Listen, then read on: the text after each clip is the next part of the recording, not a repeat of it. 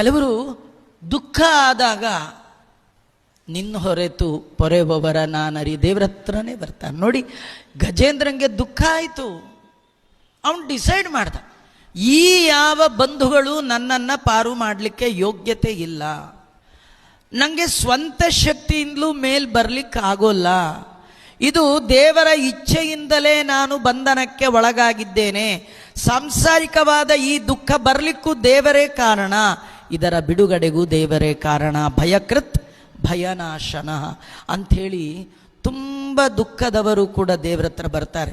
ನಿಮಗೆ ತುಂಬ ದುಃಖ ಆಗಿದ್ರೆ ಬನ್ನಿ, ಕೃಷ್ಣನ ಮುಂದೆ ಕೂಡ್ರಿ, ಆಚಾರ್ಯರ ಮುಂದೆ ಕೂಡಿ, ನಮ್ಮ ಚಂದ್ರೇಶ್ವರನ ಮುಂದೆ ಕೂಡ್ರಿ ಒಂದು 5 ನಿಮಿಷ. ನಾನು ಯಾವಾಗಲೂ ಹೇಳ್ತೇನೆ, ನಿಮಗೆಷ್ಟೇ ಮಾನಸಿಕವಾದ ಜಂಜಾಟ ಇದ್ದರೂ ಮನೋನಿಯಾಮಕರಾದ ರುದ್ರದೇವರು ನಮ್ಮ ಚಂದ್ರೇಶ್ವರನ ಬಳಿಯಲ್ಲಿ 10 ನಿಮಿಷ ಸೋಮವಾರ ಸಂಜೆ ಕೂತ್ರೆ ಆ ವೈಬ್ರೇಷನ್ನೇ ಅಂತ.